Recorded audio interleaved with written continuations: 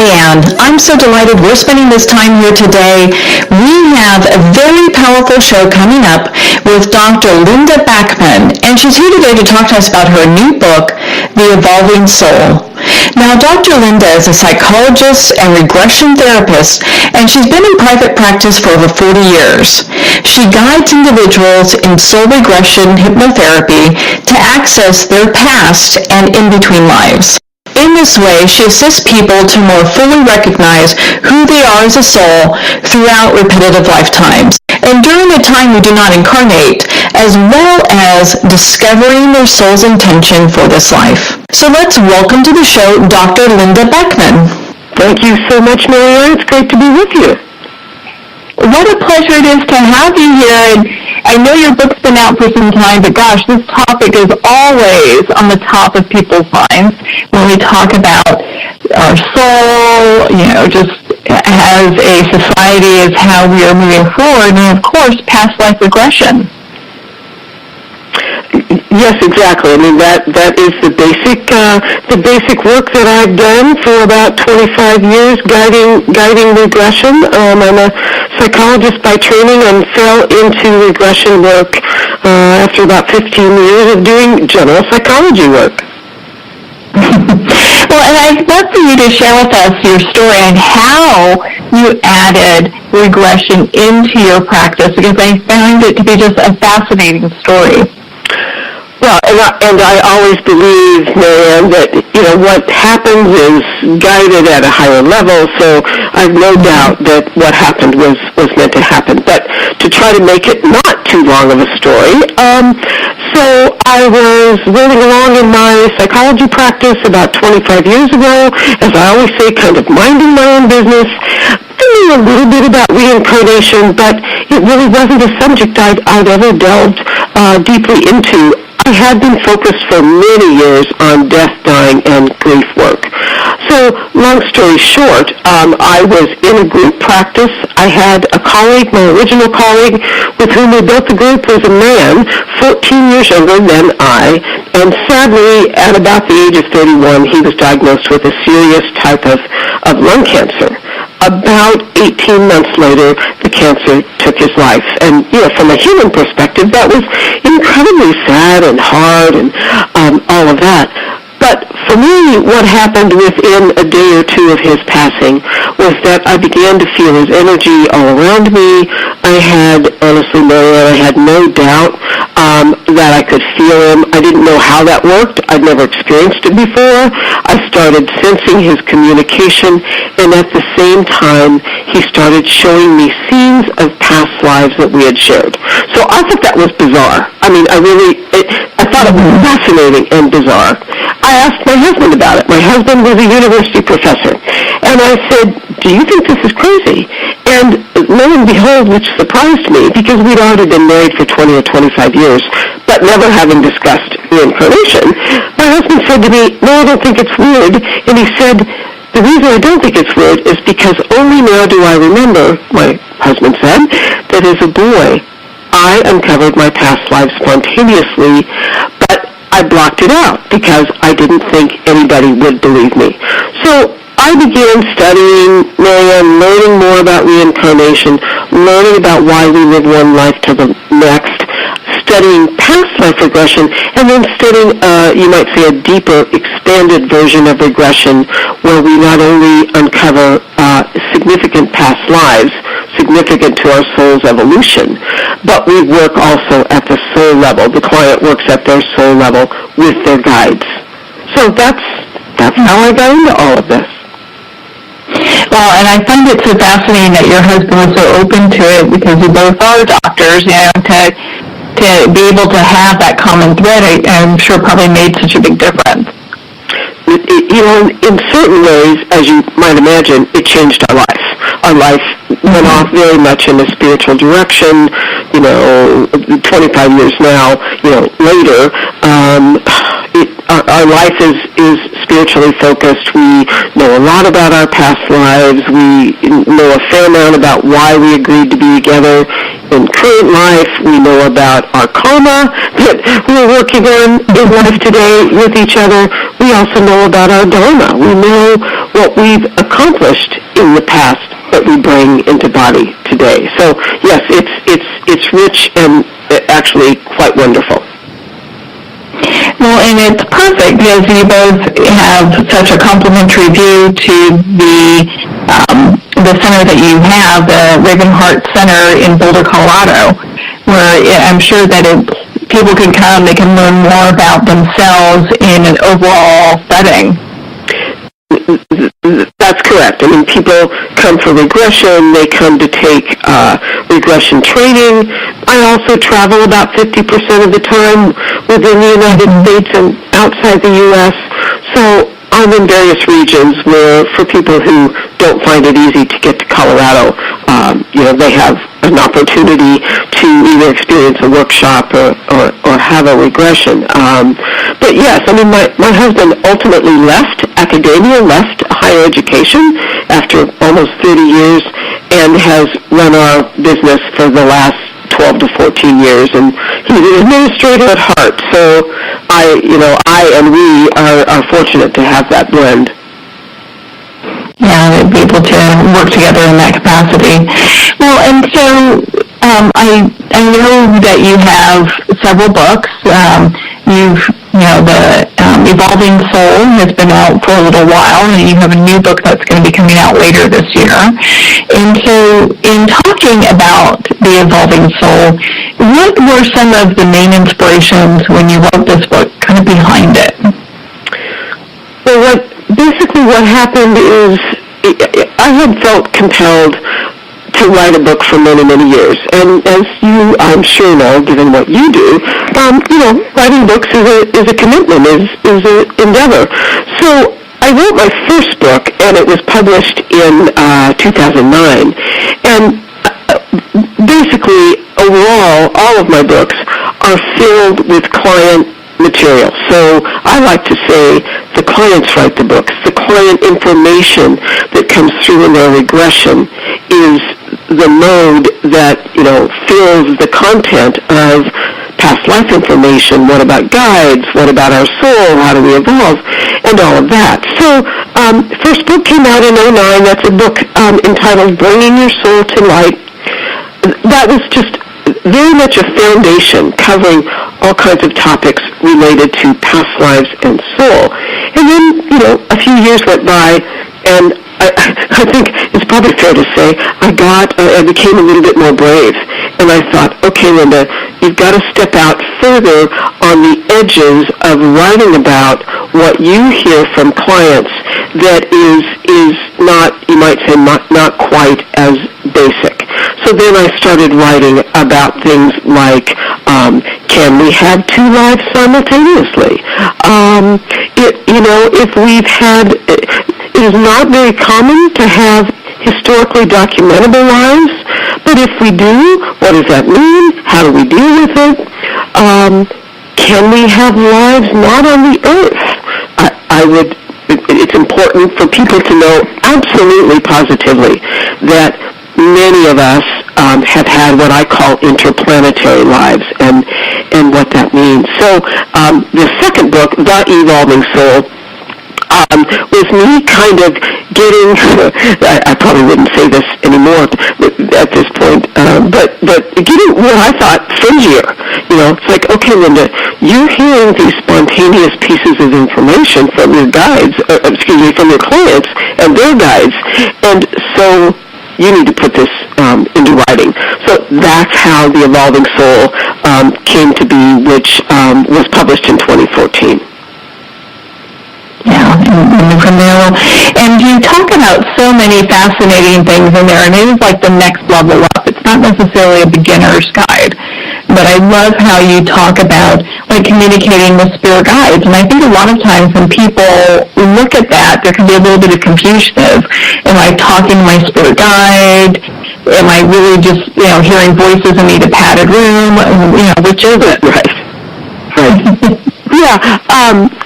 I always teach about intuition, and I say that because many people, when they think about intuition, first of all, a lot of people will say to themselves, as I said to myself for years and years, oh, I'm not intuitive. That's X well-known medium or channel that writes books or stands on a stage and is so good at it.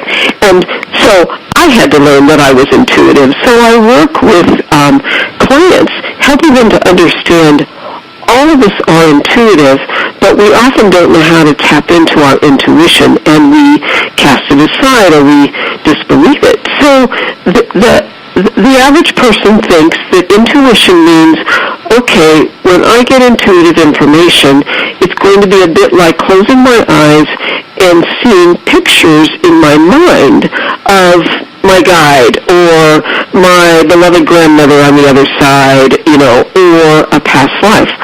Well, sometimes we do receive intuitive information through what I'm talking about called clairvoyance. But there are other ways we're intuitive that we don't acknowledge and validate and strengthen. Many of us are intuitive through our emotions. We can pick up on the emotions of someone else. We can pick up on the emotions of a past life. That intuition causes us to have certain feelings. Many of us are intuitive through symptoms in our body. Like if our guide's trying to get our attention, they cause a pressure in a certain part of our body. Or if a past life is trying to come through, it causes a slight cough or a feeling in the middle of your back or a physical feeling that ties to what happened in the past life. Then, besides sort of hearing our guides, or what we might call clairaudience, what people tend to not think about at all is that we are intuitive through our thoughts. So we think we're making up those thoughts, but it's like, well, okay, we keep thinking about, I need to call so-and-so, I need to call so-and-so, I need to text so-and-so, and that comes forward about, 3 to 5 times in a day. Then I would say to people, go ahead, contact that person, because what you're probably going to find out is they've been reaching out to you energetically, and it's showing up purely through thought.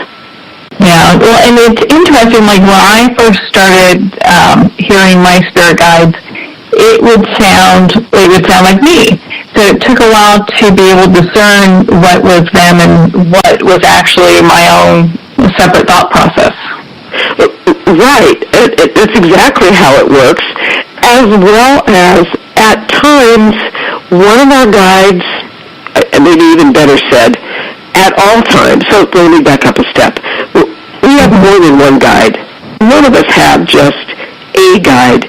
We have a team of guides, and our team of guides is basically led by, our primary guide. But among our team of guides is our higher self, or is our soul self, our soul energy that we don't bring into body, because we don't bring 100% of our soul energy into body when we're born, because our soul energy is so strong, it would basically blow the circuits of our physical body. So occasionally, and I don't know for sure, Marianne, when you started hearing your own voice, but it could be that that's your higher self giving you guidance. That's so true. And a lot of people don't consider that. I never have. Totally. And what I love, I love sharing what I've learned, blah blah blah. But I always want to give credit to every single client and the guides of those clients that I've worked with over about 25 years or so, because what I share with you that I've learned isn't because I plucked it out of the air or read it in a book. It's because this is what I've heard from clients spontaneously, where I'm not giving the information to the client. The client's giving me the information. So that's why I know that our higher self is, I would say virtually always, one of our guides. Mm-hmm. Well, it's so interesting. I've had a regression done, and I know it's an experience. So being the person that's facilitating that, I can imagine it's an experience for you as well. I learn something every single time. It's truly a blessing for me to sit with a client, because I I get to follow their journey, not only into their past life, but I get to follow their journey to work at their soul level, to connect with their guides. I feel gifted every single time I work with a client because I'll just say, not only are the sessions, of course, for the client to move forward in their current life, working on their karma and working on their dharma, but I know that my guides are teaching me by bringing certain clients, into my practice, because not only do I love working with, particular clients overall, but the clients come in to teach me. Mm-hmm. Yeah. I'm sure each of them has a specific, not really a message, but in kind of some way a message, that relates to you as well. Yes, and of course, some more than others. I've had some rare circumstances where when I'm guiding the longer regression that is past life but includes working at the soul level, on occasion the client will pause as they're receiving input from their guides and learning about their life purpose or learning about souls with whom they incarnate frequently or whatever. And at times, again, rare times, the client will pause and then they'll say, "Linda, my guide would like to talk to you." And part of me wants to say, "No, this is your session. This is my job to facilitate and hold space and help you download as much content as possible." On the other hand, I always want to honor that the guide may want to do that, not just for me, but whatever comes forward in the commentary for me always relates back to the client. So that does happen on rare occasion. Yeah, it must be pretty fascinating. Well, can you share a story with us? Because I know that maybe a client story that you can share with us that someone has gone through the regression process and just some of the healing that they've received in this lifetime from having that process done. Yeah, I'll start with one that comes to my mind. Usually what happens, if we have some kind of a fear or phobia in life today, and it can be really intense. I mean, it can be not a minor, little passing kind of fear or phobia. So, two things, two sort of themes come to my mind, and often these are clients who are women versus men. I'll give an example about another theme that sometimes comes up for men. But let me just say, probably the listeners know this. If you're a woman today, you've surely been a man before. If you're a man today, you've surely been a woman before. So, sometimes that minorly weirds clients out when they're a woman or they're a man and they dive into a past life where they are in the opposite gender body. But for women, a theme I find a lot is that, let me see how to characterize this simply. So the woman who's my client is nervous about forging ahead, let's just say, into a new endeavor in her current life. She's been asked to come give a talk somewhere, or she has a new job opportunity, and something's making her nervous because the new job opportunity seems like it's she doesn't want to put herself out so much in the forefront, or she's not really capable, or what will people think if she takes this new step? Over and over and over, I have clients, again, I don't know, I could try to surmise why, but they're often women, female clients, where they go into a past life and they discover that in their past life they had a great loss or a great trauma. Their beloved spouse died quite young. Their child died quite young. It's usually some significant loss of some sort.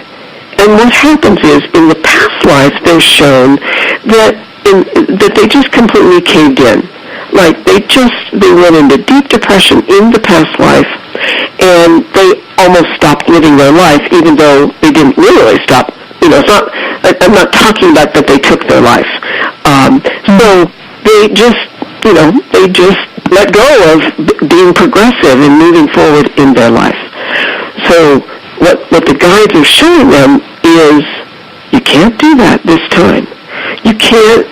We don't want you to go, oh dear, oh dear, oh dear, I had this great trauma, or I had an accident that left me with some kind of disability. The client in life today has a great opportunity, and they're to grab hold of that opportunity and move forward. But the caving in energy, if you will, from the past life is strong, and they're afraid to move forward. So the past life, it's always instructive. It's always transformative. Well, and I love how once people find out that kind of information, let's say someone's been afraid of the water all their life, and then do a past life regression and find out it's because they had a drowning in a past life that affected them still to this life, but then finding that information kind of sets them free in a way. It's often like a key in a lock.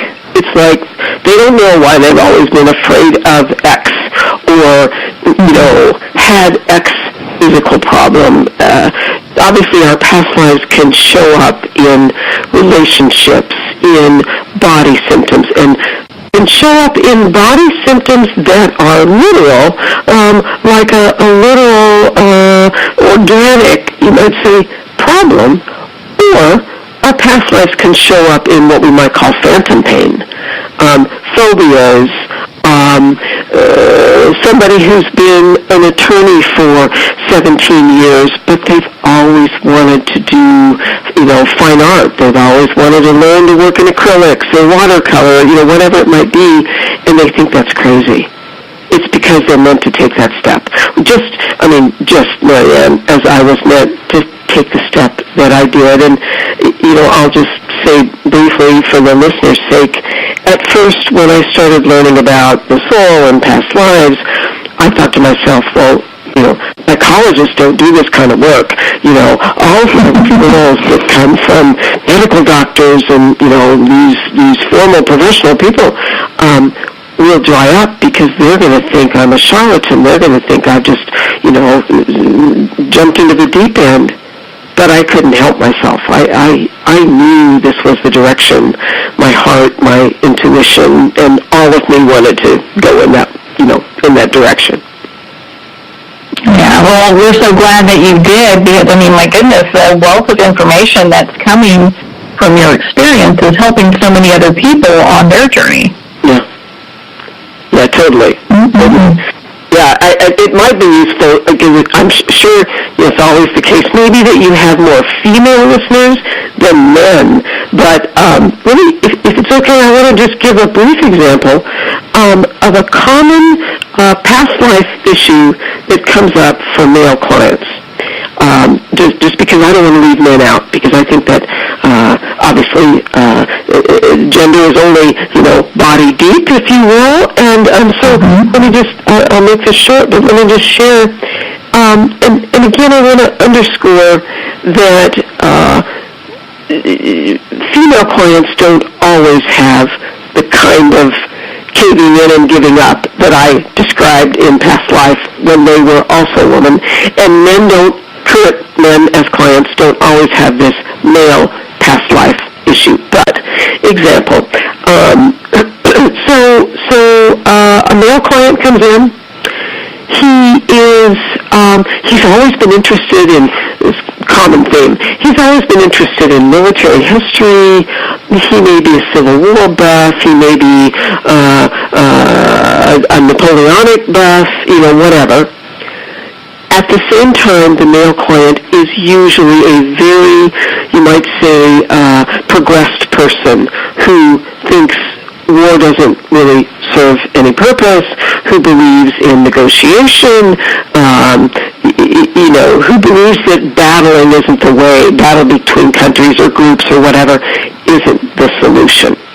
But he doesn't understand why he's always been so focused on the military or a military time period. We go into past life, and I just want to be sure I say to the listeners, I don't tell the clients anything about the past life. They tell me, I don't tell them. But we go into a past life where they were at the Battle at Gettysburg, or they were, in northern France during World War I, where all these nasty massacres occurred. And generally the client died in the massacre, though not always. But the client is left with this almost you might say a soul-level wound that is healed by understanding that they died in this pointless battle. And that's why they're anti-war in life today. But they need the content. They need the past life content to make it easier to release their current life struggles. That's just fascinating. And I've had friends, actually I'm thinking of a friend of mine who had a past life regression, and he could remember the ship he was on that sank in Pearl Harbor. So you just look at these different things, and every time he goes there, he has these strong emotions that come up from that. But it's really interesting when people do kind of dive into these things, just how this affects our current life. That surprised me years ago. Sometimes I'll start off with a client, and they'll say, well, I don't know anything about my past lives, and I don't know if I can uncover a past life. So we start this little conversation, and I start asking them questions, and so I'll put this out for listeners because it might help them. So I start, asking them to consider certain things, like if someone gave you a 2-week, paid vacation, everything's taken care of at home, your plants are watered, your animals are fed, your job is fine, your kids are fine, and whatever, but someone said, okay, I'm going to give you a free vacation for 2 weeks, and then I say to the person, where would you absolutely want to go on the planet? Well, it truly could also be off planet. That's going to tell them something. But where would you absolutely want to go? And where would you absolutely not go, even though it's a paid vacation? Now, I also say to them, you can't just say you want to go lay on a beach, because all of us would just love to go lay in warm weather and, relax and read a book. But, where on the planet, whether you've been there or not in your current life, would you go, or would you absolutely refuse to go?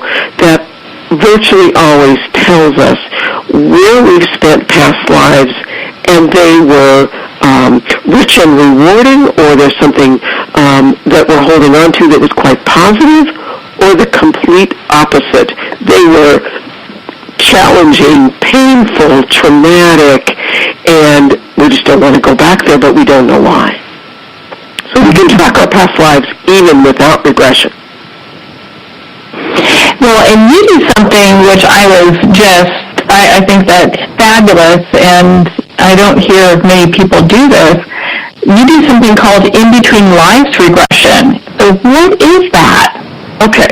So I call that between lives soul regression. So what does that mean? Oh, I just messed up the name for you, didn't I? It's not a problem. It's not a problem. It's 4 words. It's hard to remember and keep straight.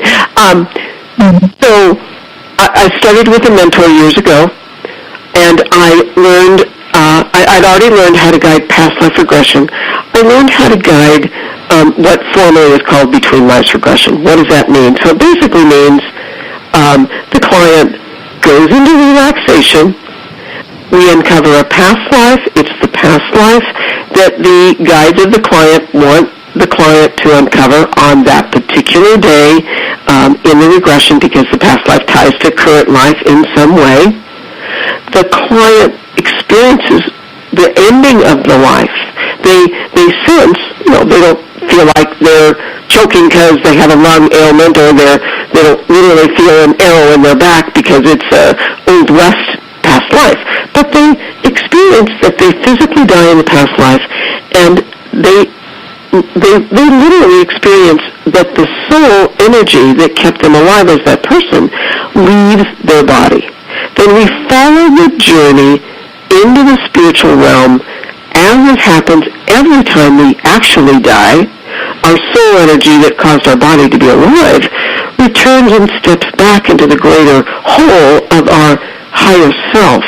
And then, the term between lives just basically means the client then works at the soul level, learning about various things, and it is always up to the guides what they learn, but learning about who are my guides, what is my current life purpose, for what reason did I plan current life circumstances, who then incarnated with repetitively, etc., etc., and that's a between life soul regression.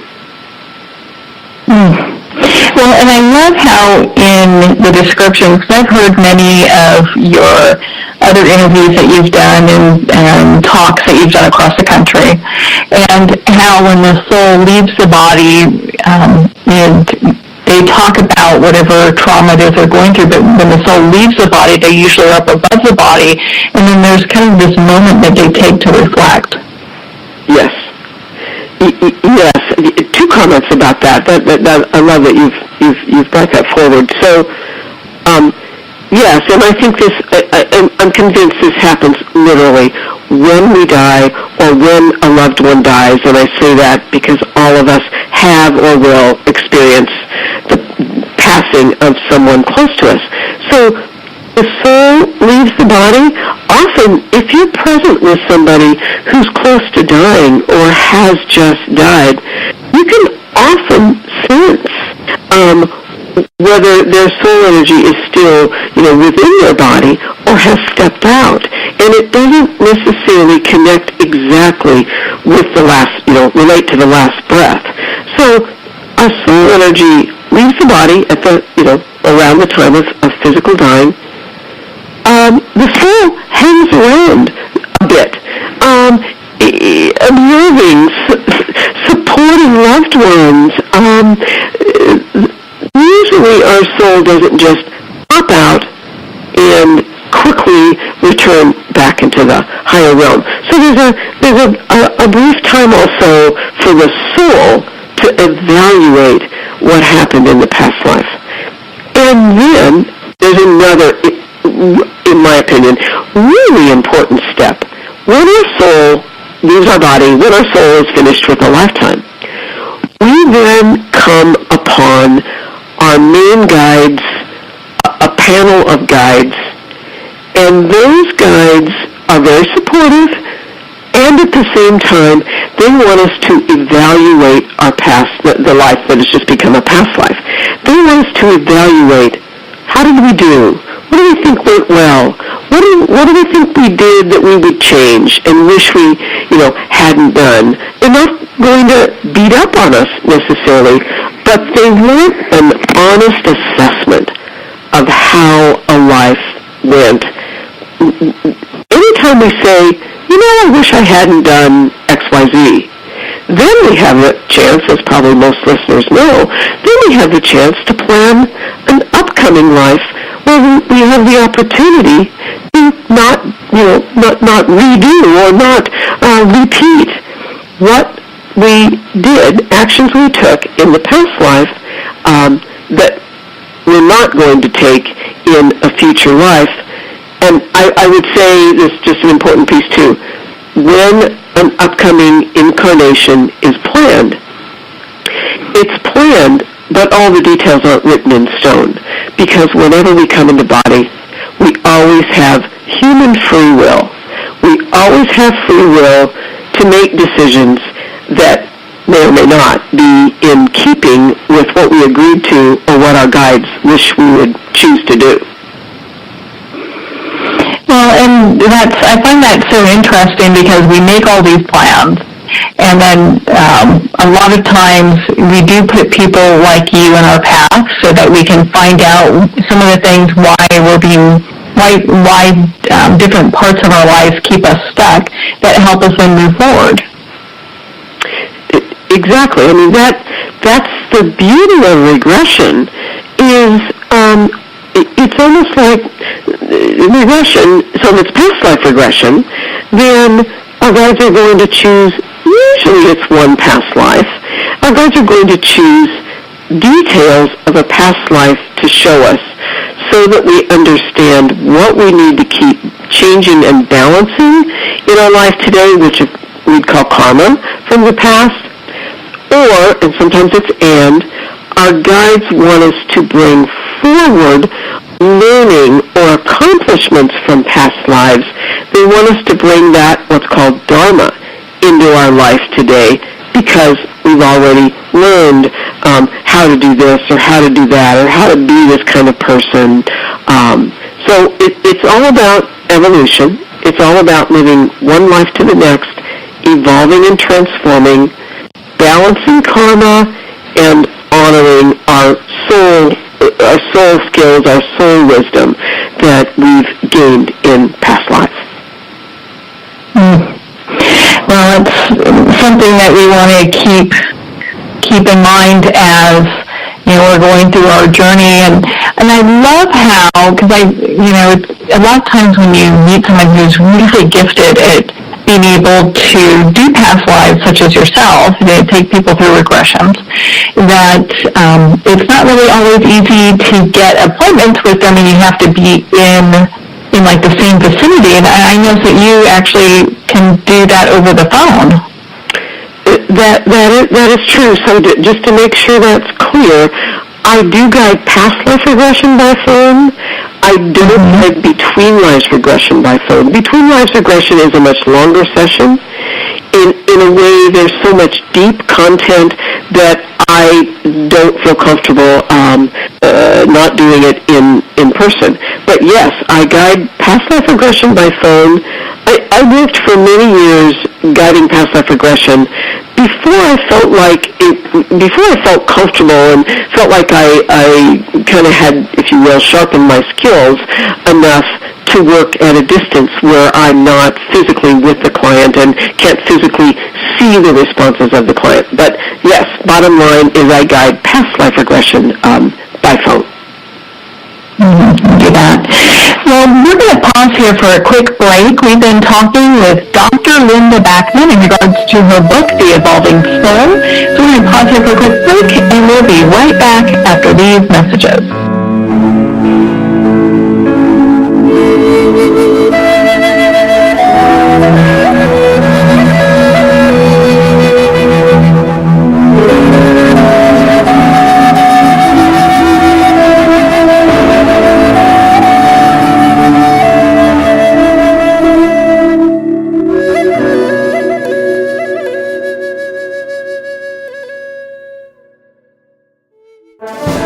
Internationally recognized and award-winning author Judy Goodman works and teaches outside the box of limited thinking. Working with people from every walk of life, her goal is to empower you to be the best you can be, no matter what the challenge is. Born with the gift of seeing beyond our normal vision, she has an extraordinary gift of working with every challenge, teaching beyond conventional wisdom. Her work is described as life-changing. Visit judygoodman.com. That's judygoodman.com.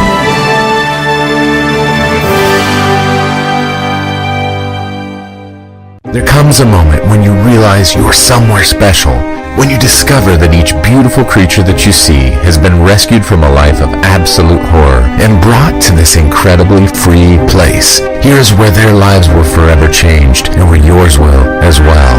Discover over 500 tigers, bears, and lions at the brand new visitor center at the Wild Animal Sanctuary just outside Denver. For more information, visit wildanimalsanctuary.org. Discover true freedom at the Wild Animal Sanctuary.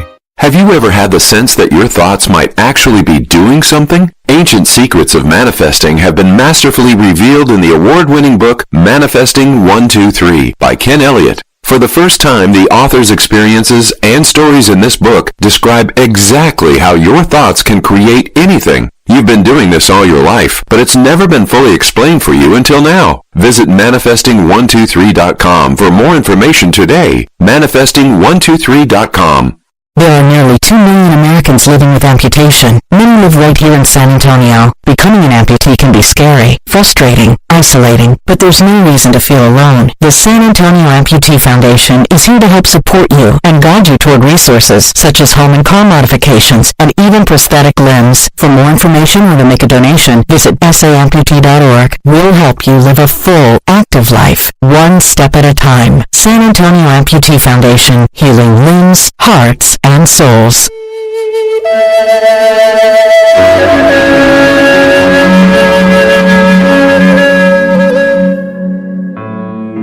Welcome back to Moments with Marianne. We've been talking today with Dr. Linda-Backman, author of The Evolving Soul, and I'm so delighted to have her back for the second segment. So, Dr. Linda, I've got a question. We hear all the time people talking about pre-birth blueprint. What is that, and what does that mean for us?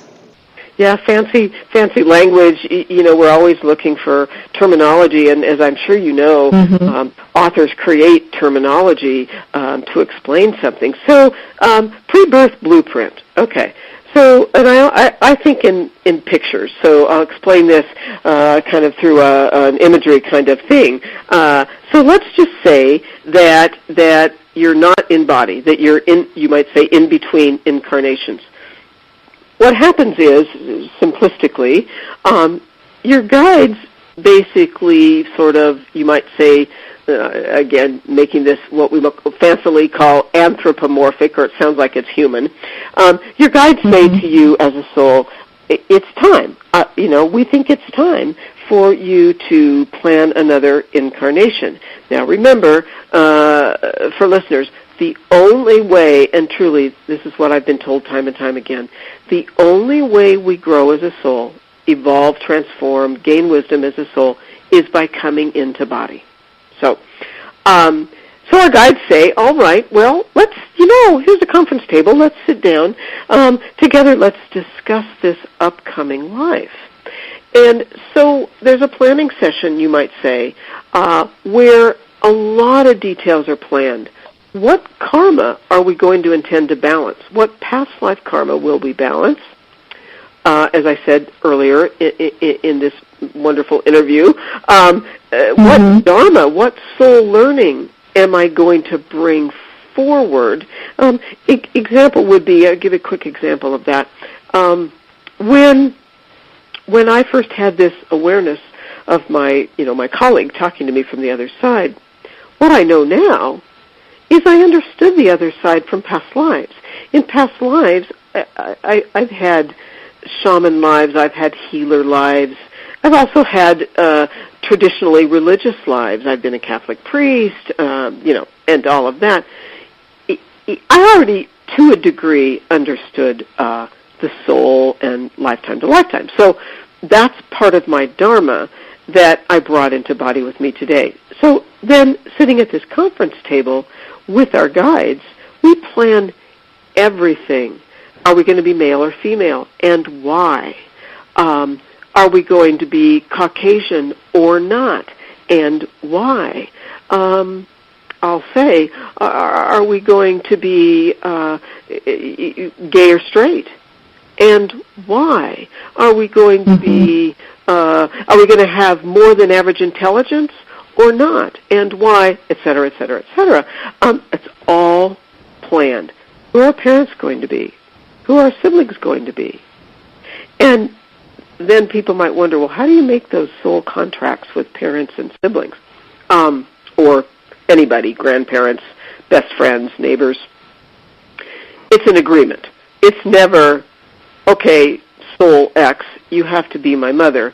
Soul Y, you have to be my best friend from childhood on. So pre-birth blueprint means the bulk of the details of your life are planned.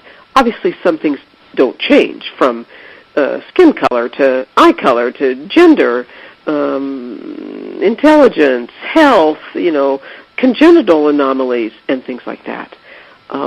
But the intention of what you're going to work on karmically or bring in dharmically, that basically you can go against that.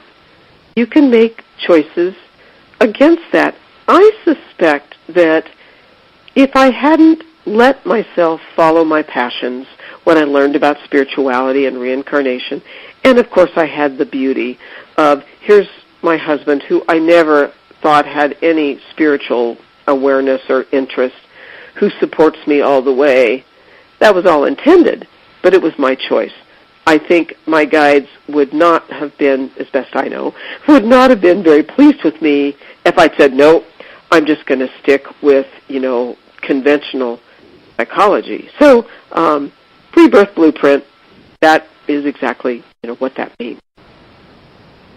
Well, I'm so glad that you took the time to explain that to us, because I think a lot of times, like I was saying, people get a little confused about what is the pre-birth planning, how does that look, and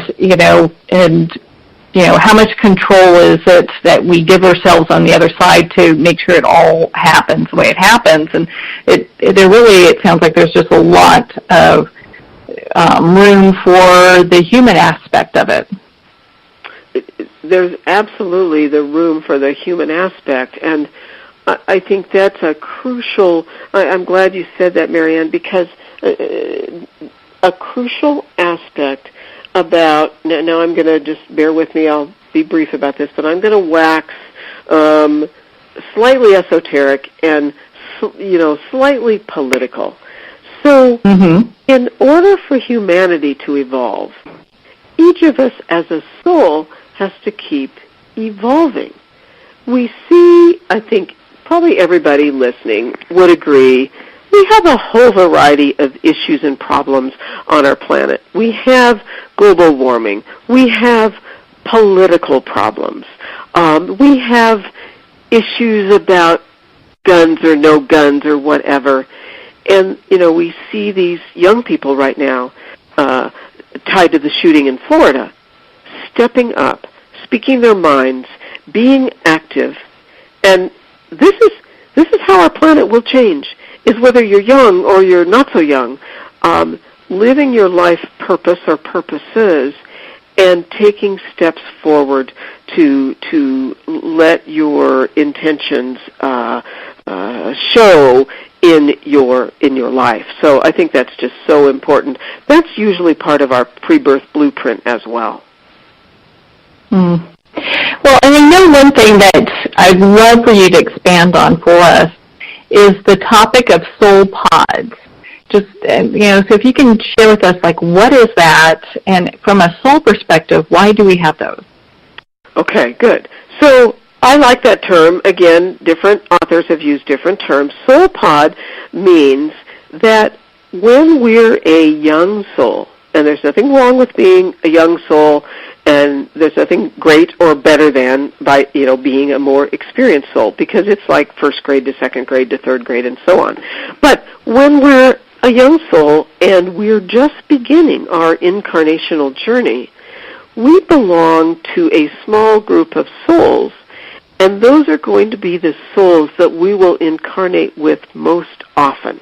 And I don't mean that with every member of our soul pod, in every lifetime, every member of our soul pod, that is approximately 10 to 20 souls, every soul pod member won't be in every lifetime.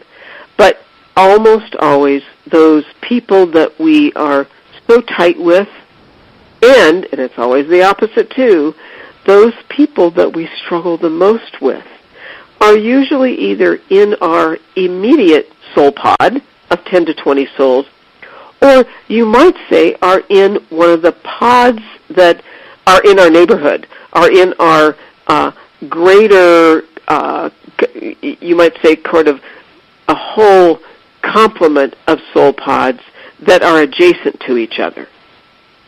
So I want everybody to make sure they think about it isn't a member of your soul pod that's going to be your most perfect romantic involvement. That may or may not be the case. And it isn't just who do you just resonate with so well that's in your soul pod. It could be who do you either have karma with that's not being worked out, that would be in your pod or an adjacent pod, or who agreed to push your buttons in life today to push your learning. So that's the whole pod. So sometimes they can be the person that is doing the pushing of the buttons or challenging us, maybe in ways that feel uncomfortable in order for us to have that growth. I won't go off into the story. It's probably too long for today's time that we have, but I had that. My mother's on the other side now. I had a pretty challenging relationship with my mother until I started realizing I asked her to be my mother. I asked her to push on certain things, and I had past lives with her where I had done some things that weren't the best choices, and I needed to balance that karma with her as my mother-in-law. Balance out those scales. Well, I understand that you have a new book coming out here pretty soon. How exciting is that?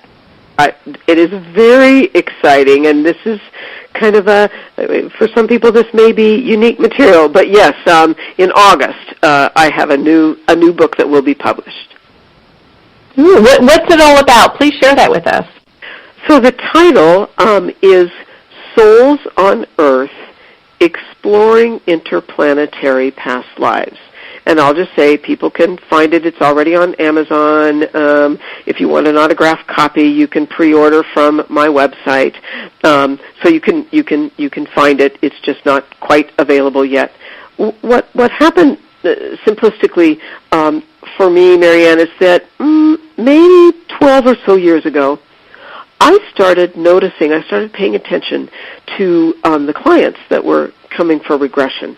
And I started realizing that about 50 to maybe 65% of my clients suddenly were clients that were discovering past lives not on the earth.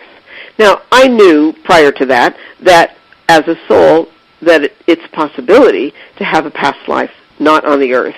But I hadn't had such a heavy influx of clients spontaneously going to past lives that happened not on the earth or what I call interplanetary.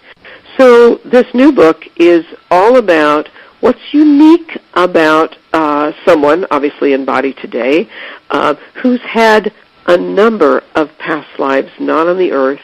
What kind of wisdom and skills do they bring? Why are they here now? What do they struggle with in life today?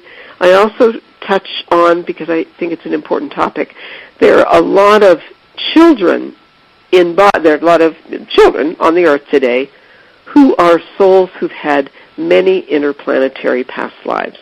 They have great gifts, and at times they have some struggles. So the whole book is filled with material about clients who've had lives other than on Earth.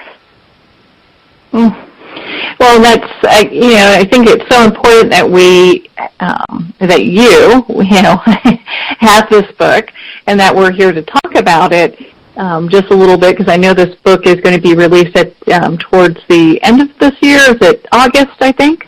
Yeah, early August. About the 8th of August is the formal date. About 8th of August, yeah. Because you often hear people say, gosh, I feel like I belong in a different world, or I don't even feel like I belong on this planet. You hear that. I mean, I know people that say that quite often, and so it's always kind of interesting. They probably feel like now they have a book written for them. Yes, and, I find that's the case when the client comes in and I interview them, and they end up discovering an interplanetary past life. It's what you just said, Marianne. They at times, not always, but at times say to me, Linda, I've always felt like an alien here.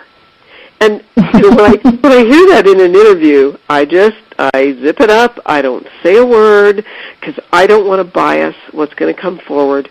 But I log that into my brain like, okay, is this going to be a client that discovers they've had often numerous non-Earth past lives, and what's the value of that? I talk a lot in this book about why do we have many souls embodied on Earth right now who have had many non-Earth lives. Ooh, I can't wait to read more about that and learn what that's all about, because, I mean, when you know people that have this personally, you're like, well, wait a minute. You know, I think what they're saying makes sense, you know? It certainly makes sense to me, and it has explained things to clients that were never explained about themselves before, and I find it quite fascinating and so timely, because we have an influx of interplanetary souls right now, basically because we need their wisdom. Well, I've got so many questions, but I'm going to table that for when the book is released, because I don't want to be a spoiler. Okay. So we're going to table this discussion for when the book is out. We're going to definitely have you back to talk about your new book that's coming out. And do you know what the title is yet for the book? Yes, the title is Souls on Earth, Exploring Interplanetary Past Lives. That is pretty cut and dry. I like it. Yeah, exactly. You know how that is. Titles have to be as clear-cut as hopefully we can make them, but yes. Yeah. But at the same time, you know, there's not another book out there that really kind of talks about it in the way that you talk about it. So I'm excited to hear about that, and we'll definitely have you back on. Great. Well, Dr. Linda, oh yeah, I can't wait. I'm just so excited about all that. So, Dr. Linda, where can people connect with you and learn not only about the services that you provide, how they can set up a regression with you and learn more about your books, but all the things that you're doing? Great. Easiest way, Marianne, is for people to go to my website.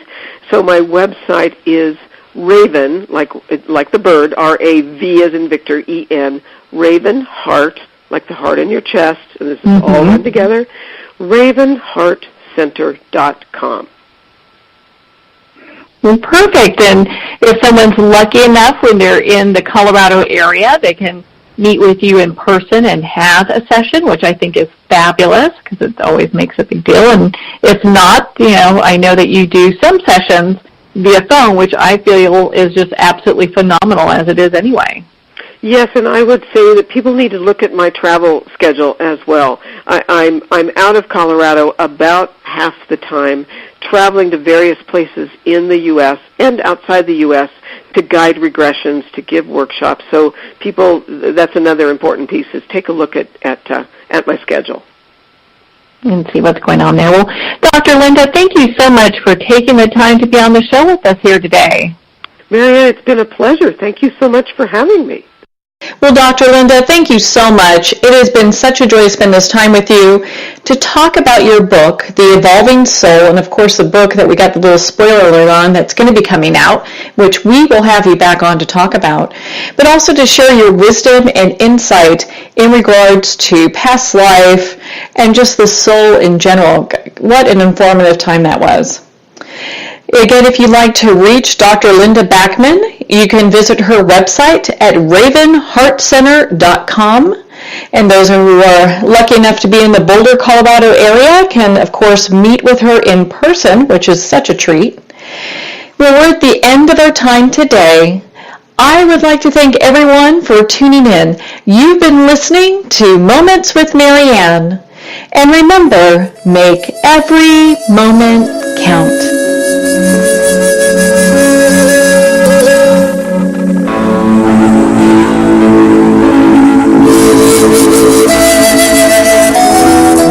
In a single moment, your life can change. Moments with Marianne is a transformative hour that covers an endless array of topics with the best of the best. Her guests are leaders in their fields, ranging from inspirational authors, top industry leaders, and business and spiritual entrepreneurs. Each guest is gifted and a true visionary, a recognized leader in her own work, and while teaching others to develop, refocus, and grow, Marianne will bring the best guest and sometimes a special surprise. Don't miss this. You never know just which moment will change your life forever. Moments with Marianne airs every Thursday, Friday, and Sunday at 8 p.m. Eastern, 6 p.m. Mountain Time. Make sure to tune in and visit momentswithmarianne.com for more information.